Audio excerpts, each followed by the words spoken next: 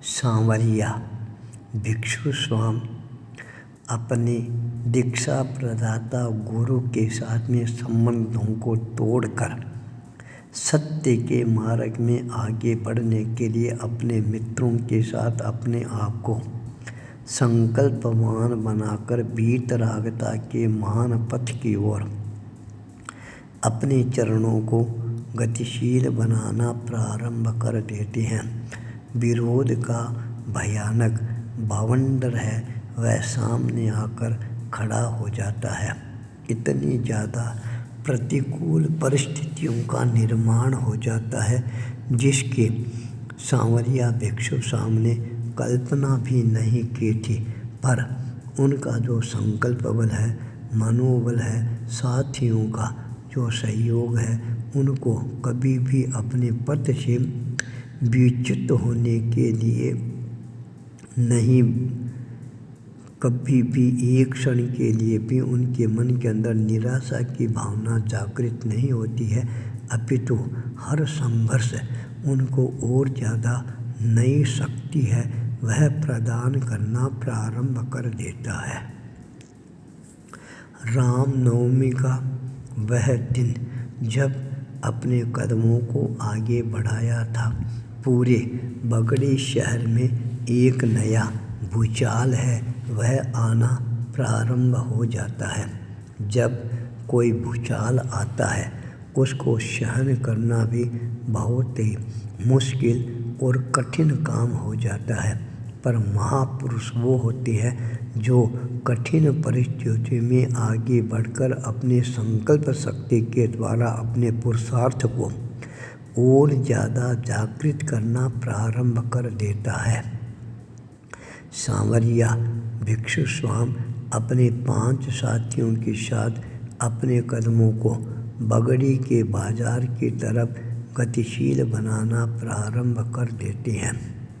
अपने ससुराल के सामने जाकर खड़े होते हैं, अपने ननिहाल के सामने जाकर खड़े होते हैं, अपने भक्तों के सामने जाकर खड़े होते हैं। पर आज सांवरिया भिक्षु स्वामी को यह अनुभव होना प्रारंभ हो जाता है, ससुराल के लोग हैं वो भी बदल गए हैं, ननिहाल के लोग हैं वो भी बदल गए हैं, और जिनको वो अपना भक्त मानते थे वो भी बदले बदले नज़र आने प्रारंभ हो जाते हैं। न तो कोई हाथ जोड़ता है, बात करना तो हजारों कोस दूर की बात रह गई, तब भला रोटी और पानी के लिए कौन निवेदन करेगा।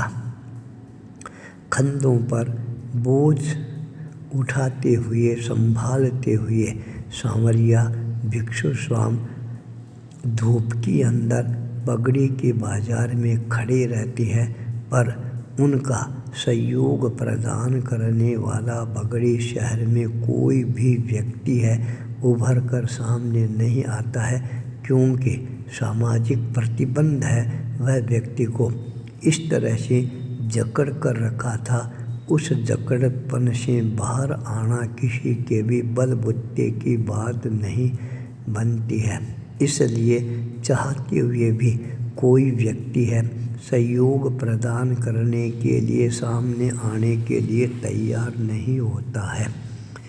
सांवरिया भिक्षु स्वाम दिन भर बाजार के अंदर कंधों पर बोझ उठाकर खड़े रहते हैं, भूखे और प्यासे भी रहते हैं, पर अपने संकल्प बल पर अडिग रहना ही उन्होंने अपने आप को मजबूत बनाने का संकल्प व्यक्त कर चुके थे, इसलिए मन में कायरता का विचार है वह तो प्रवेश कर ही नहीं सकता था।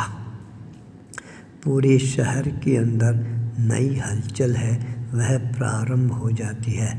श्रावक लोग उत्साह के साथ आचार्य रघुनाथ जी के चरणों में पहुँचते हैं और सारा आंखों देखा हाल है वह आचार्य रघुनाथ जी को सुनाना प्रारंभ कर देते हैं और कहते हैं, गुरुदेव आप अपने आप को आश्वस्त और विश्वस्त बनाए रखें, सायंकाल तक यदि कहीं पर भी जगह और स्थान नहीं मिलेगा, रोटी और पानी नहीं मिलेगी, तो वह अपने आप ही आपके श्री चरणों में आकर अपना आत्मसमर्पण करना प्रारंभ कर देंगे।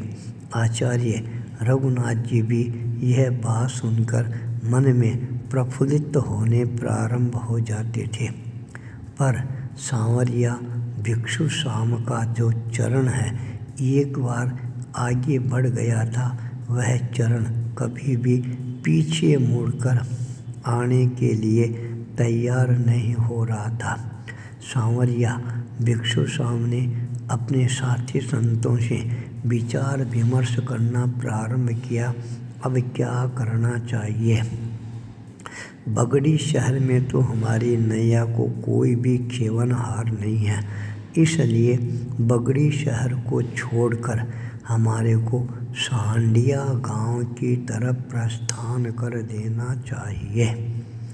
तत्काल सांवरिया भिक्षु श्याम है अपने कदमों को सांडिया गांव की तरफ अग्रसर करने का संकल्प लेकर आगे बढ़ना प्रारंभ कर देते हैं।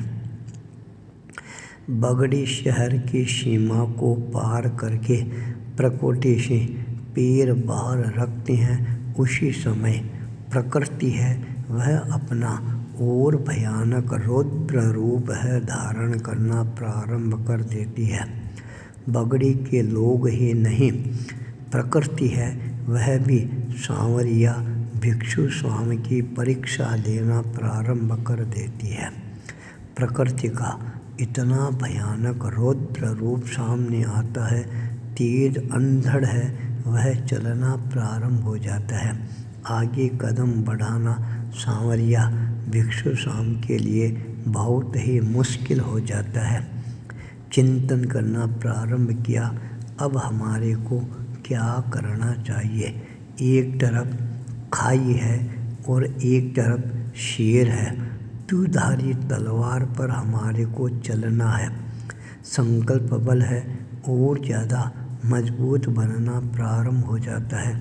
अचानक सामने की तरफ ध्यान जाता है शमशान भूमि, जहाँ पर मर जीवड़ा गर्दन कटने के बाद में युद्ध करते हुए शहीद होने वाले महान व्यक्तित्व शक्तिशाली जीत सिंह जी की छतरी बनी हुई नजर आती है। उन्होंने सोचा, इस छतरी के भीतर हम आराम से अपनी रात्रि है वह व्यतीत कर सकते हैं।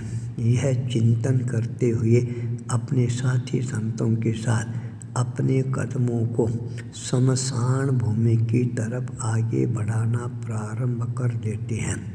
शमशान भूमि में आगे बढ़ने के लिए वही व्यक्ति आगे बढ़ते हैं जो मृत्यु की गोद में समा जाते हैं, पर सांवरिया भिक्षु श्याम है जीते जी अपने आप को शमशान भूमि की ओर गतिशील बनाना प्रारंभ कर देते हैं। वहाँ पहुँचने के बाद जब सूर्य अस्त हो जाता है, सांवरिया भिक्षु श्याम ने अपने साथी संतों को यह आदेश और निर्देश प्रदान किया, प्रतिक्रमण करने का समय आ गया है। सभी सावधानी पूर्वक प्रतिक्रमण है वह करना प्रारंभ कर दें। स्वाध्याय पूरा करने के पश्चात सभी साथी संत है शयन अवस्था में अपने आप को अवस्थित करना प्रारंभ कर देते हैं, पर सांवरिया भिक्षु श्याम है वो आत्मचिंतन की ओर सारी रात्रि जागृत रहने का प्रयास करते हैं। बगड़ी शहर के लोग मन में सोचते हैं, अब सांवरिया भिक्षु श्याम जाएंगे तो कहाँ जाएंगे, आखिर में गुरु की चरण शरण ही उनको स्वीकार करनी होगी। आचार्य रघुनाथ जी भी अपने प्रिय शिष्य सांवरिया भिक्षु श्याम और साथी संतों को अपने निकट आने के स्वप्न है संजोने प्रारंभ कर देते हैं। पर सांवरिया भिक्षु स्वाम है, वो वीतरागता के पथ पर आगे बढ़ते हुए सत्य के अन्वेषण के लिए बगड़ी के शमशान भूमि में जीत सिंह जी की छतरी के नीचे अपने आप को और ज़्यादा संकल्पवान बनाना प्रारंभ कर देते हैं।